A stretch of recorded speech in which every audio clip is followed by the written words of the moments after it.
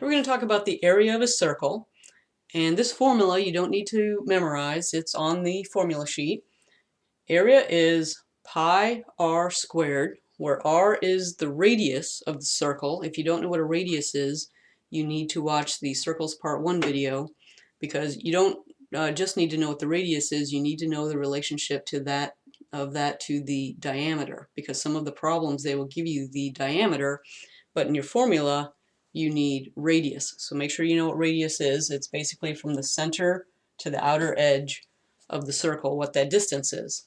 In this formula, pi is just a representative of a number, which we round to 3.14. This is also on the formula sheet, but you need to know that this symbol is just representing this number. It's a symbol we use for various mathematical formulas involving circles. So, when we talk about area, so remember in Circles Part 2 video when we were talking about circumference, circumference was the distance around the circle. Here we're talking about area, and area means basically filling the circle. If we're going to, you can think of it as if you're going to paint something or cover something, that's the area. And that is what area means for really all shapes. It's the area inside of that shape. And you can think of it as covering something or painting something. So it's not the distance around, it's what's inside of it. The units that we use for area are always square units, and you'll see that in the example problems that we're going to do. So let's do a fairly simple problem. Let's say they give us a circle and they tell us that the radius is 5 feet. So again, radius from the center out, that distance is 5 feet. What's the area of this circle? So we just look at the formula and plug in the numbers. So the area is pi r squared. Now r, they've told us, is 5. So it's 5 squared. If you don't know what squared means, you need to watch the exponents video. So squared, 5 squared means 5 times 5. It does not mean 5 times 2. And a lot of times people, sometimes if you're just in a hurry, even you'll multiply 5 times 2. That is not what 5 squared is. This means pi times 5 times 5. That's what 5 squared is. So this is pi. 5 times 5 is 25. I'm going to come down here. So pi, remember, is just a number. It's 3.14 times 25.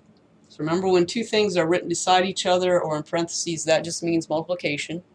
So you get out your calculator, you plug in 3.14 times 25, you're going to get 78.5. This was in feet, so it's feet squared. The units for area are always in square units. The way we got that is when we multiplied the radius times the radius. When we did 5 feet times 5 feet, you get feet squared, because feet times feet is going to give you feet squared. So this is a pretty straightforward problem. They give you the radius, you just put the number in, do the multiplication, and you get the answer. Most of the questions on the GED test are probably not going to be this straightforward, so we're going to do a couple of examples that are a little bit more complicated. I'm going to take a pause and put a problem up. So here we have a word problem, and a lot of times people kind of get anxious when they see word problems, but just read it, maybe read it a couple of times and really try to understand what they're saying, and then figure it out. Kate wants to make a circular mirror with a diameter of 2 feet. The cost is 14 cents per square inch. What is her total cost? When you see square units in the problem, it's most likely that this is going to be an area problem, so that should key you to do an area formula. So what's going on here? Kate wants to make a circular mirror with a diameter of 2 feet. So she has a mirror she wants to make in a circle, and the diameter is 2 feet, they tell us. The cost is 14 cents per square inch. So that should tell us, okay, we need to find the area of this circle, and that's going to give us our square inches, and then for each of those square inches it's going to cost us 14 cents. So we're going to multiply that area times 14 cents, and that's going to give us the total cost. Now, here's the first thing you always want to look for, because here's how they're going to get you in one way, is here we have the diameter of 2 feet, but the cost is per square inch. So here we have feet, here we have inches.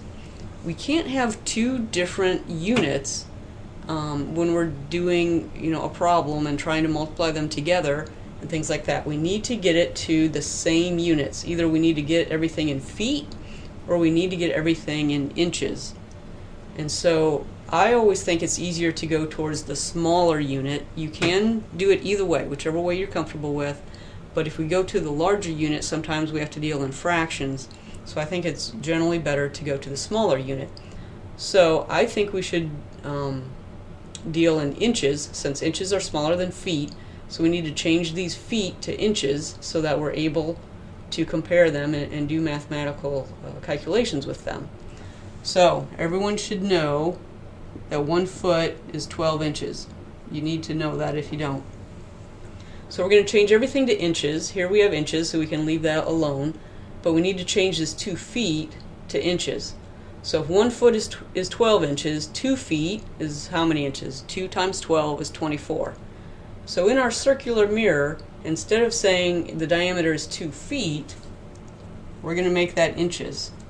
So 2 feet is the same as 24 inches. So now we have inches that we're going to find the area of this mirror with, and then multiply it by the cost per square inch. So we'll have the same units, not feet and inches. So here's the mirror. The diameter is 24 inches. First thing we're going to do is find what's the area of that. Well, here's another place that they're going to get you. They've given you the diameter, but remember in our formula we use the radius, not the diameter. So if the diameter is 24 inches, the radius is half of that. If you don't know why that is, watch Circles Part 1. The radius is half the diameter. So for our circle, so it's the same circle, I've made it smaller, but I shouldn't. It's really the same circle, but we're using the radius. Instead of 24, we're saying the radius is 12 inches, which now allows us to use our formula. So the area is pi r squared, which is pi times radius squared, which we said is 12,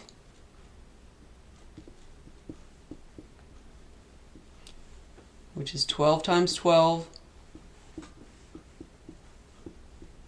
pi times 144. I'm going to come down here now. Pi is 3.14. So 3.14 times 144, you just plug that into your calculator and you're going to get 452.16 inches squared. That is the area of this circle that has a diameter of 2 feet, which means it has a radius of 12 inches, because we changed everything to inches. This is the area of that.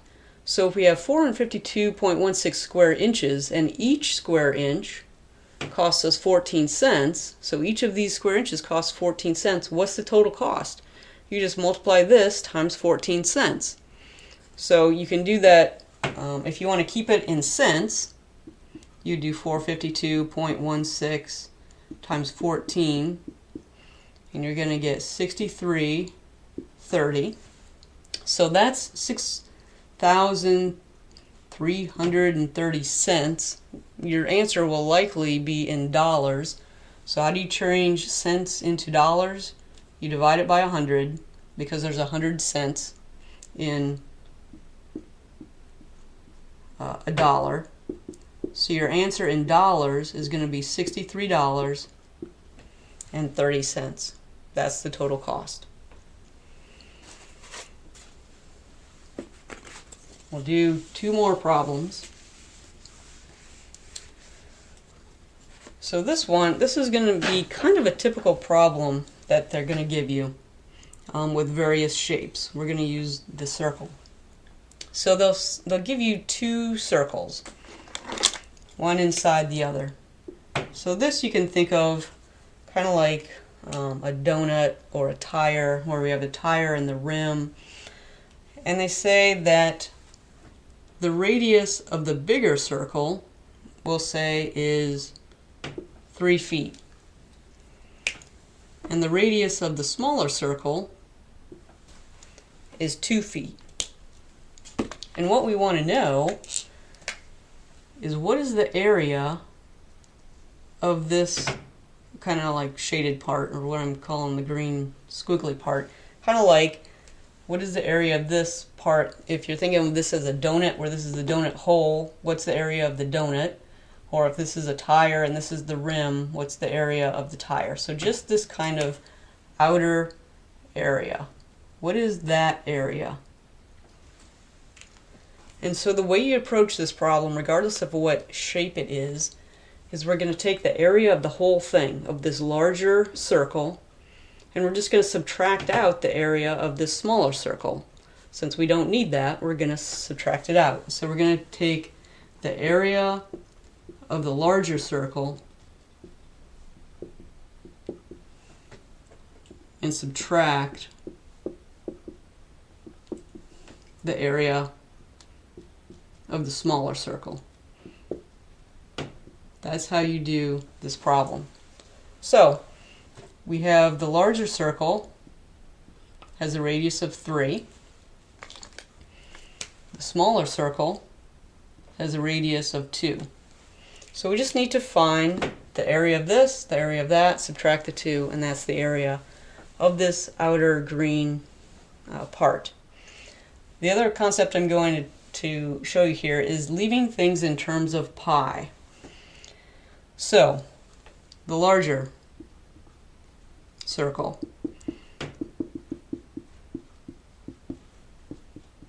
The radius is 3, so that's 3 squared. 3 times 3.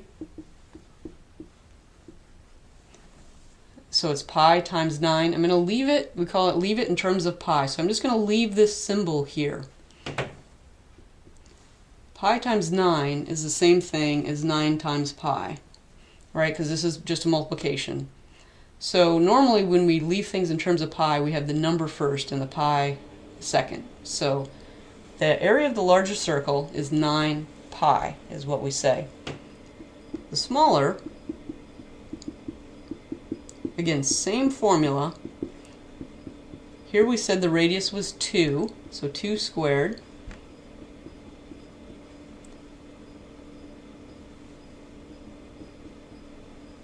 2 times 2 is 4. So the area of the smaller circle is 4 pi. So again, we're going to leave things in terms of pi, because you might see this on the test. So we're going to take the area of the larger circle, 9 pi, and subtract the area of the smaller circle, 4 pi. So here, when you have something where you have pi in both of them, you really just look at the numbers. So 9 minus 4 is 5 pi. So 9 pi minus 4 pi is just 5 pi. And you can almost think of that as, if you're thinking about tangible pies that you would eat, if you have 9 pies, you take away 4 pies, you're left with 5 pies. So the answer to this question, if you leave it in terms of pi, is just 5 pi. Now, of course, we can multiply the pi out if it's actual numbers in their answer. 9 times 3.14, 4 times 3.14, do that subtraction, and you'll get a numerical answer, not in terms of pi. But I want you to be aware that some of the questions, they are going to leave they call it in terms of pi, where they leave the pi on there. So all you do is you just carry the numbers, do the numerical part of it, but just leave the pi on there instead of substituting in 3.14. We're going to do one more problem. I'm going to take a pause and put it on the board. Okay, here we have another problem that might look complicated when you start, but you just really need to read it and understand what's going on. So here we have two circles. We have this bigger circle, which the center, we designate this circle as Q and call the center Q. Then we have this smaller circle. I know it doesn't necessarily look like a circle, but it's supposed to be a circle, this blue circle, which the center of it we are calling T. So we have this larger circle Q in black and the smaller circle T in blue. And they tell us that from here to here, or kind of the radius of Q, is 6 feet. And so the question is, how much bigger is circle Q than circle T, the smaller one inside of it? Is it twice as big, 3 times, or 4 times as big? And so the way we're going to do that is using the area formula. And so we just figure out, what is the area of Q? Well, again, same formula, pi r squared. And here we're going to leave this in terms of pi. I'll show you how you can do it differently later. So here we have pi r squared. So here they've told us from there to there is 6 feet. So the radius is 6. Equals pi. 6 times 6 is 36. And we're going to write that as 36 pi. Again, I'm going to leave it in terms of pi. I'll show you how you don't need to do that, but we're going to start with that. The area of the smaller circle, T, is pi r squared. Always the same formula. So what's the radius of T? Is from there to there is 6 foot. Again, we need the radius, not the diameter. That's really the diameter of this smaller circle T. So the radius would be half of that. So half of 6 is 3. So 3 squared equals 3 times 3 is 9. So the area is 9 pi. So the bigger one is 36 pi. The smaller one is 9 pi. So how much bigger is this than this? And so there's a couple of what you can just think of it logically. Well, if it was twice as big as 9 times 2 would be 18. Well, so that's not right. If it was 3 times 9 is 27. Well, so that's not right. If it was 4 times as big, 4 times 9 is 36. So, okay.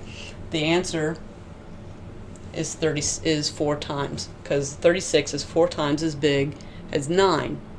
The way that you can do that mathematically is simply a division. 36 divided by 9 is 4, so it's 4 times bigger. Notice we're kind of just ignoring the pi because it's in both of them, and we're just looking at the numbers. So let's say you're not comfortable dealing with pi, as just leaving things in terms of pi. Then you can multiply it out. 36 times 3.14, 113.04. 9 times 3.14 is 28.26. So here it's not as really as easy to see the relationship as I think it is with 36 and 9, where you can kind of see, okay, that's 4 times bigger. But you can again do the math. 113.04 divided by 28.26, and you get 4. So the answer is the same whether you leave things in terms of pi or whether you don't. It will always be the same, because remember, pi is just a number, 3.14.